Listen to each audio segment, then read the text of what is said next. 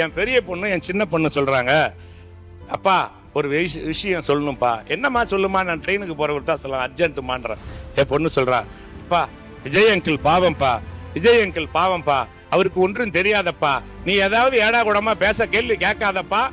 அந்த அன்பு செல்வத்திற்கு, அந்த அன்பு குழந்தைக்கு சொல்லுங்கள், ஆமாம் இந்த முதல்வருக்கு ஒன்றும் தெரியாது, ஊழல் செய்ய தெரியாது, ஏமாத்த தெரியாது, ஊரை ஏமாற்றி உலகில் போட தெரியாது என்பதை சொல்லும்படி நகைச்சுவையாக உங்கள் மூலமாக தெரியப்பட்டது. கடந்த ஆண்டு இதே டாஸ்மாக் கடையில வருமானம் 51,000 கோடின்னு சொல்லிருக்கீங்க. ஆனா இந்த வருஷம் 51,000 கோடி எங்க ஆட்சியில, இப்ப 56,000 கோடி நீங்க சொல்லியிருக்கிறீங்க.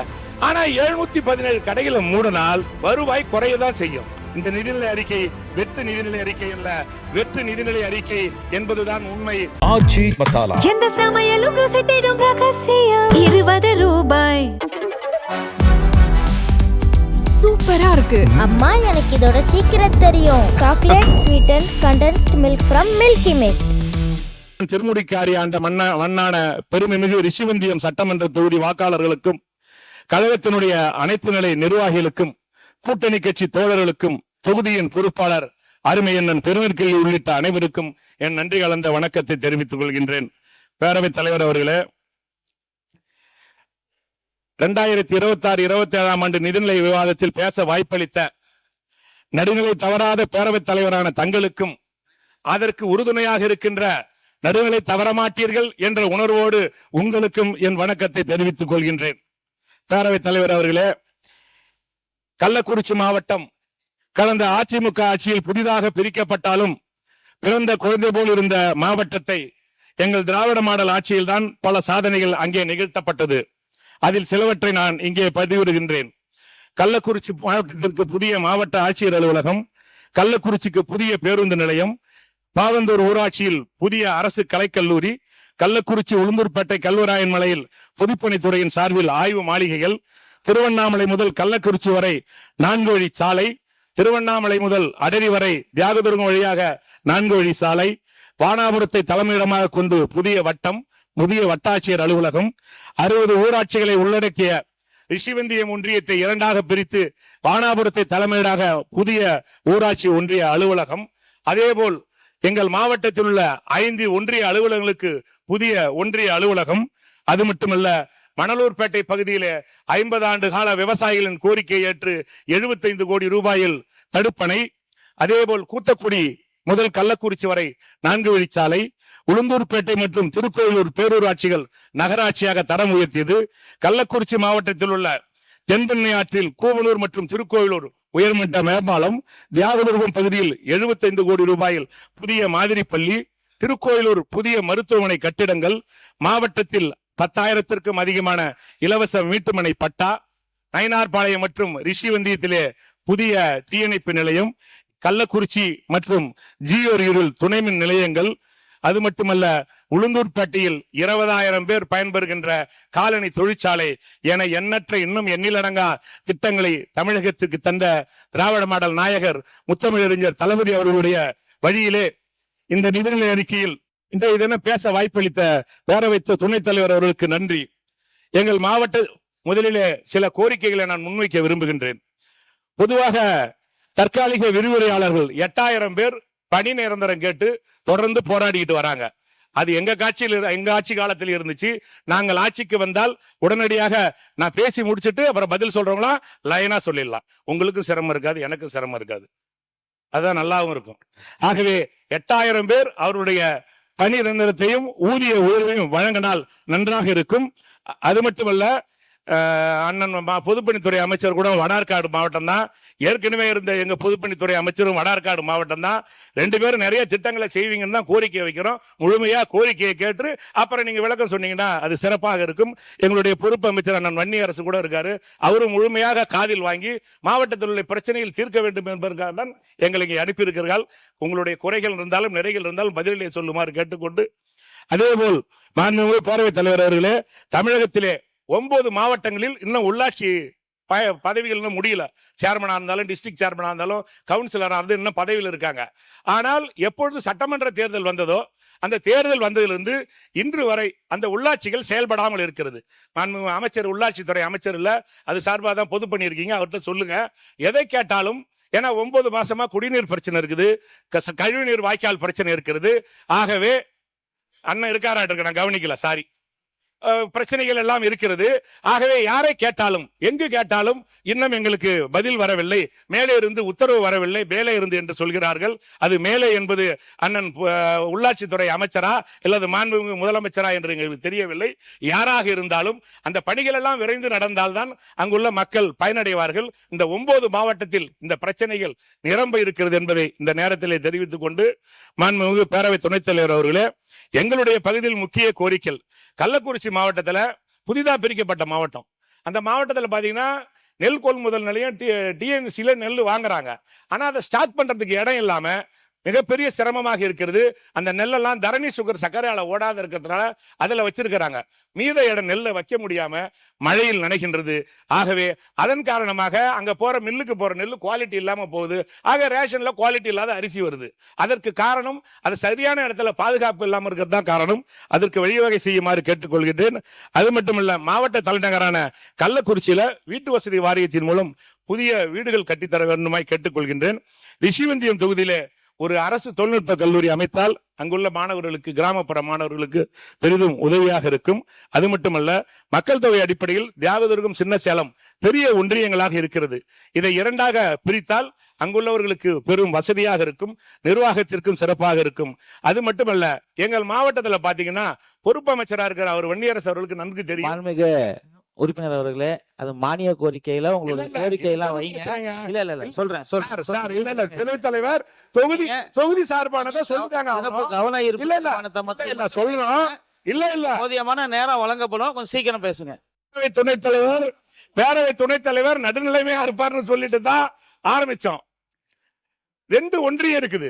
அந்த 2 வரையும் இங்கே வந்திருக்கின்ற பொதுப்பணித்துறை அவர் ஆதவ அர்ஜுனா கூட தெரியும். என்று கேட்டால் அவர் எங்க கட்சியில தான் இருந்தார், எங்களோட தான் இருந்தார். எனக்கு நல்ல நெருக்கமானவர், அன்பான கோரிக்கை. இல்ல நான் சொல்லி முடிக்கிறேன். பெயரை மட்டும் சொல்லாமல் மாண்புமிகு அமைச்சர் என்று கூறினால் நன்றாக இருக்கும். இல்ல, துணைத் தலைவர் எங்க நட்புல ஏங்க தலையிடுறீங்க?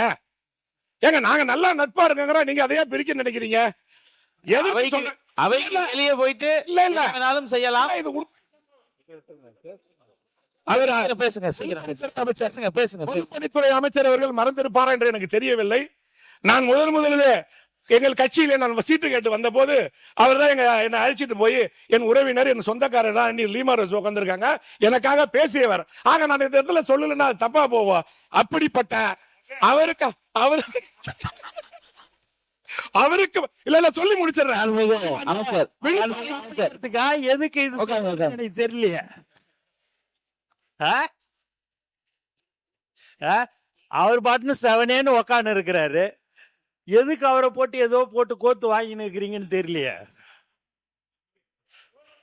இன்னும் சொல்ல போனால் எனக்கு உறவினர் முன்னால உட்கார்ந்து, எங்க நேரம் எனக்கு உறவினர், எங்க வேலை எனக்கு அந்த மாவட்டத்துக்காரரு. ஆகவே எங்கள் தயவு செஞ்சு விடுங்க, பொது உட்காருங்க. ஆகவே அப்படிப்பட்ட உறுப்பினர் சப்ஜெக்டுக்கு வாங்க. கள்ளக்குறிச்சி மாவட்டம் என்பது 2 மாவட்டத்தில் வருது. அந்த ஒன்றியம் திருவண்ணநல்லூர் ஒன்றியம். ஒரு பாதி கிராமங்கள் கள்ளக்குறிச்சி தொகுதியிலும், கள்ளக்குறிச்சி மாவட்டத்திலும், உளுந்தூர்பேட்டை தொகுதியிலும், மீதமுள்ள பாதி கிராமங்கள் விழுப்புரம் மாவட்டம் விழுப்புரம் தொகுதியிலும் வருது. இதனால என்ன பிரச்சனை இருக்குன்னா, அங்குள்ள மக்கள் பயனடைவதற்கு சிரமமாக இருக்கிறது. இந்த கலெக்டரை பார்க்கறதா குழப்பங்கள் இருக்குது. ஆகவே 2 மாவட்டத்திற்கும் பொதுவாக இருக்கின்ற எங்க மாவட்டத்தில் இருக்கிற 2 ஒன்றியங்கள், ஒன்னு திருக்கோவிலூர், இன்னொன்னு திருவண்ணநல்லூர், இதை 2ஐயும் ஆய்வு செய்து அதற்கு தக்க வழிவகை செய்யுமாறு உங்களை அன்போடு கேட்டுக்கொள்கின்றேன். மாண்புமிகு பேரவைத் தலைவர் அவர்களே, பட்ஜெட்டுக்கு வந்துடுறாங்க. மக்கள் பெரிதும் எதிர்பார்த்த மகளிர் உரிமை தொகை மாதம் 2500 ரூபாய் காணன்னு எல்லாரும் பேசிக்கிறாங்க. அது மட்டும் இல்ல, வேலையில்லா படித்த பட்டதாரி இளைஞர்களுக்கு உதவித்தொகை 4000 கிடைக்கலன்னு சொல்றாங்க. இல்லத்தரசிகள் எதிர்பார்த்த 6 இலவச சிலிண்டர்கள் கிடைக்கலன்னு சொல்றாங்க. நாம் எல்லாம் உண்ணும் உணவுப் பொருட்களை உற்பத்தி செய்து தருகின்ற விவசாயிகளுக்கு முழு பயிர்க்கடன் தள்ளுபடி இல்லை என்று சொல்கின்றார்கள். அது மட்டுமல்ல, விவசாயிகள் உற்பத்தி செய்யும் நெல்லுக்கு ரூபாய் 3500, கரும்புக்கு 4500 தருவதாக சொல்லிய நீங்கள் இப்பொழுது விவசாயிகளை வஞ்சித்துள்ளீர்கள். அது மட்டுமல்ல, வெற்றி வான்மகள் திட்டம் மூலம் 100 பெண்களுக்கு ட்ரோன் பயிற்சி அளிக்கிறேன்னு சொல்லியிருக்கீங்க. இங்க இருக்கிறதுல பெரும்பான்மையானவர்கள் நம்ம கிராமத்துல விவசாயம் தான் பண்றோம். என்னன்னு கேட்டீங்கன்னா, இந்த ட்ரோனை ஆபரேட் பண்றது என் கிராமம். வாங்க நாளைக்கு கூட கள்ளக்குறிச்சி மாவட்டத்துல சாத்தனூர், எங்க ஊர்ல இருக்கிற பெண்களே ட்ரோன்ல மருந்து அடிக்கிறாங்க, ட்ரோன்ல சர்வே பண்றாங்க. ஆக இது ஏற்கனவே 10 ஆண்டு காலமாக நடைமுறையில் இருக்கின்ற ஒரு விஷயம். அது ஏதோ புதுசா கொண்டு வந்த மாதிரி அறிவித்திருக்கின்றீர்கள். ஆகவே நல்ல திட்டங்களை அறிவித்திருந்தால் மிகவும் நன்றாக இருந்திருக்கும்.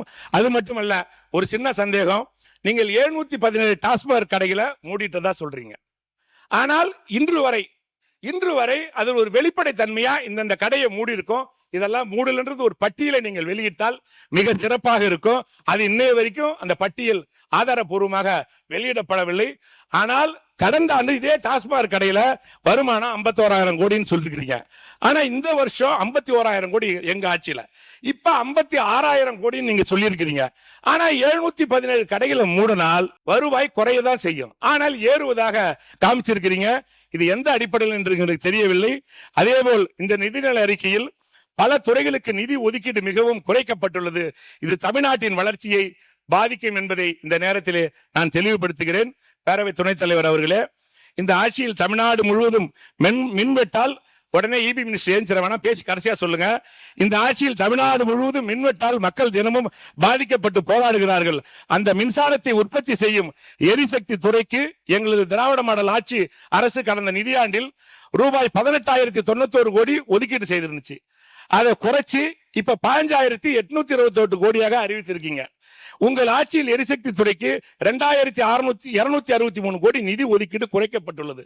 இந்த நிலையில் தமிழ்நாட்டு மக்களுக்கு மின்வெட்டு தொடரும் என்பதை இந்த நிதிநிலை அறிக்கையை காட்டுகிறது. பேரவை துணைத் தலைவர் அவர்களே, எங்களது ஆட்சியில் கல்லூரிகளுக்கு செல்லும் மாணவிகளுக்கு மாதம் 1000 வழங்கும் புதுமை பெண் திட்டம், இளைஞர்களுக்கு மாதம் 1000 வழங்கும் தமிழ் புதல்வன் திட்டம் என திட்டங்கள் பல தந்து உயர்கல்வியை வளர்த்து எங்கள் திராவிட நாயகர் ஆட்சி. ஆனால் திராவிட நாயகரால் வளர்க்கப்பட்ட உயர்கல்வித்துறைக்கு இந்த ஆண்டு 112 கோடி ரூபாய் நிதி குறைக்கப்பட்டிருக்கிறது. இது உயர்கல்வி பயிலும் மாணவர்களுக்கு இழைக்கப்பட்ட பெரும் துரோகமாகும். இதுபோல நிதி ஒதுக்கீடுகளை குறைத்து திட்டங்களின் வளர்ச்சியை தடுத்து தமிழ்நாட்டை பின்னோக்கி இழுக்கிறது இந்த நிதிநிலை அறிக்கை.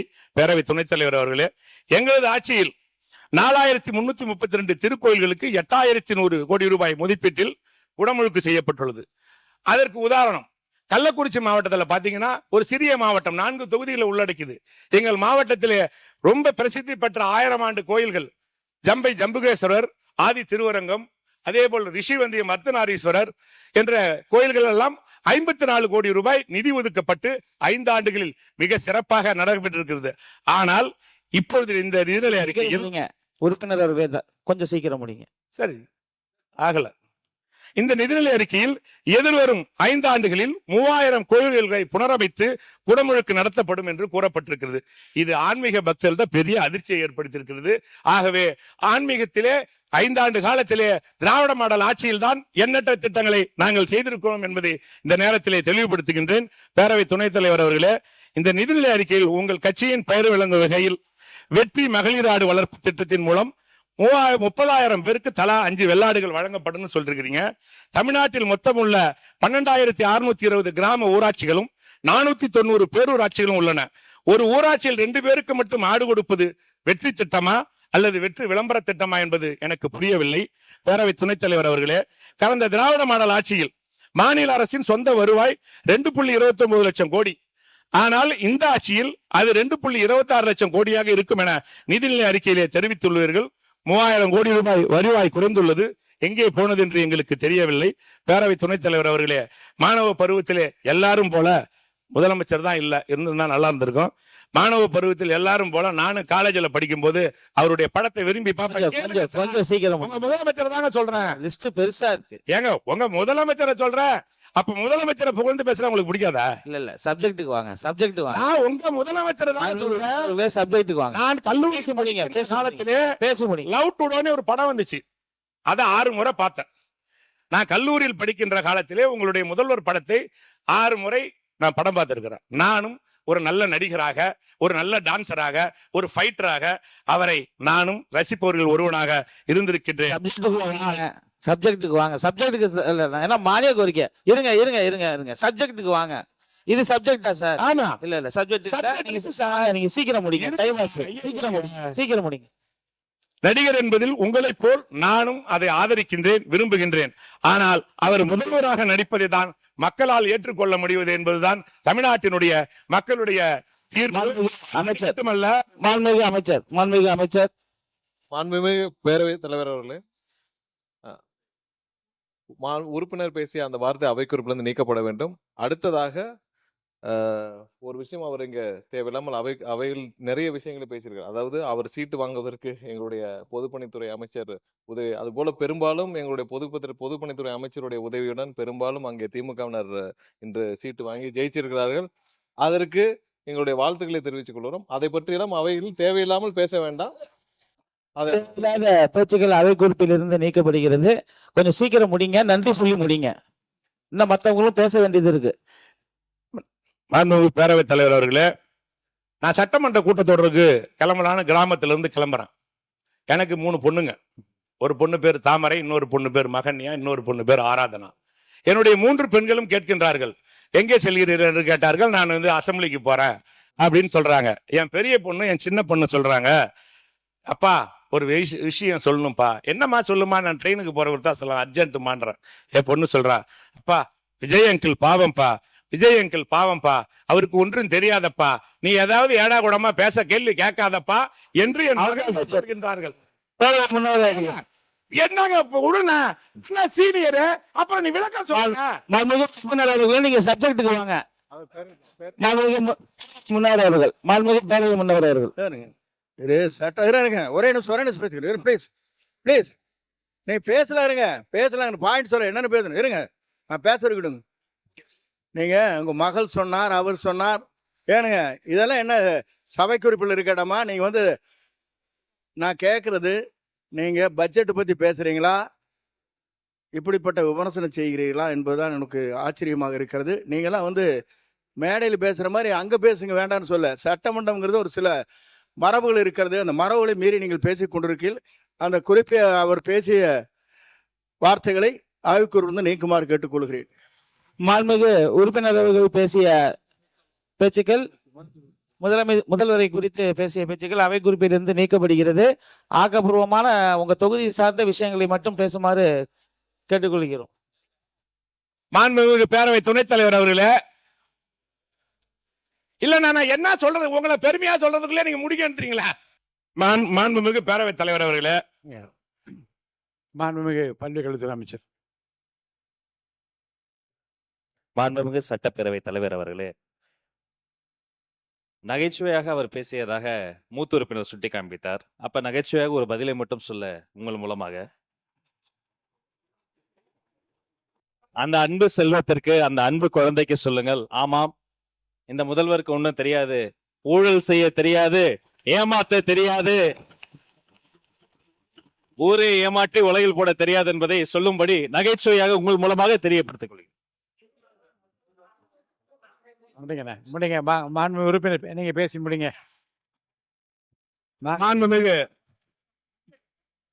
மாண்புமிகு பேரவை துணைத் தலைவர் அவர்களே, எங்கள் கிராம பகுதியில் நீங்க சப்ஜெக்ட்டுக்கு வந்துட்டாங்க. அதுதான் சப்ஜெக்ட்டுக்கு வந்துட்டோம். நீங்க சொன்னது உள்ள இருந்து நான் கேட்டது. அந்த 5 நான் தலைவருடைய படங்கள்லாம் ரொம்ப விருப்பமா ரசிகராக இருந்தாலும் நான் பார்த்துருக்கேன்னு சொன்னீங்க.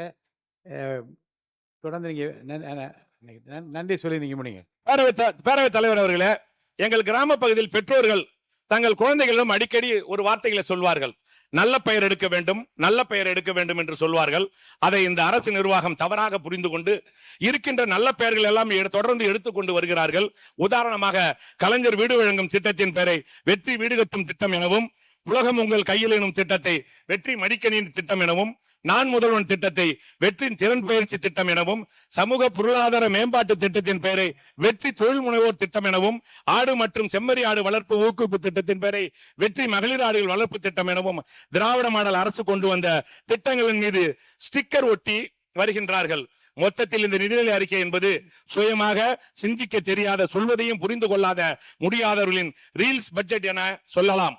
ஆக மொத்தத்தில் இந்த நிதிநிலை அறிக்கை வெற்று நிதிநிலை அறிக்கை அல்ல, வெற்று நிதிநிலை அறிக்கை என்பதுதான் உண்மை. எதை எடுத்தாலும் இந்த ஆட்சியாளர்கள் வெற்றி அரசு வெற்றி அரசு என தொடர்ந்து சொல்லி வருகிறார்கள். ஆனால் மக்களின் மனதில் இது வெறும் வெற்றி அரசு வெற்றி அரசு வெற்றி அரசு என்பதே பதிவாகிறது. ஆகவே இந்த நிதிநிலை அறிக்கை என்பது சைபர் சைபர் ஜீரோ என்று என் உரையை நிறைவு செய்கிறேன். நன்றி, வணக்கம். ரீல்ஸ் என்பது அவைக்குள் நீக்கப்படுகிறது.